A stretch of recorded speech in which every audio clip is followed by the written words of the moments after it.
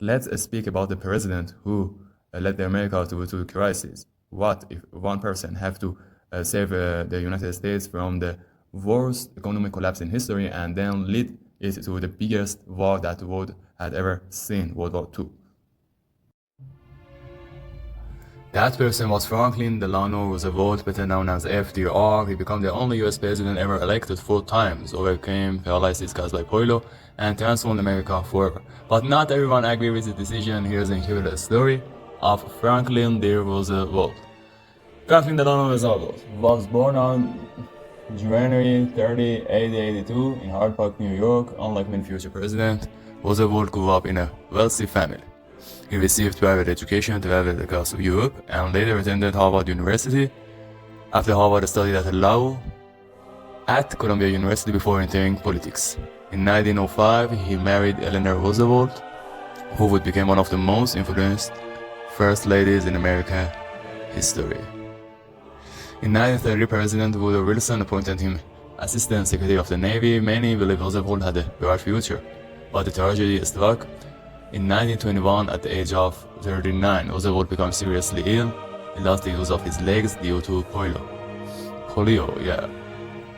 Many thought his political career was over. Instead of giving up, Roosevelt spent years learning how to live with his disability. Although he usually appeared standing in public with races and support, he relied on a wheelchair in private. The Great Depression. In 1932, the United States was in the middle of the Great Depression.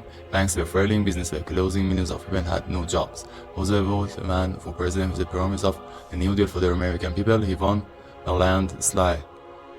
Once in office, Roosevelt acted quickly. He launched hundreds of programs designed to rebuild the economy. These programs created jobs, helped farmers, supported struggling families, and reformed the banking system.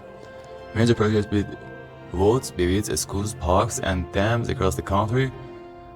Social Security was also created during his presidency, providing retirement benefits for millions of Americans, and World War II. In 1939, World War II began in Europe.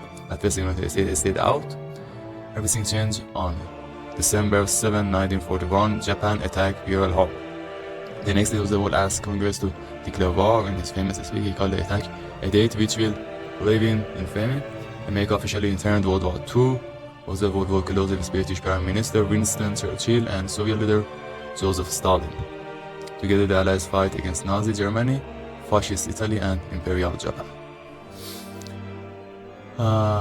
And the final years of him, by 1944, Roosevelt's health was declining. Despite this, he won a fourth presidential election on April 12, 1945, just months before World War II ended. Roosevelt died from a cerebral hemorrhage at the age of 63.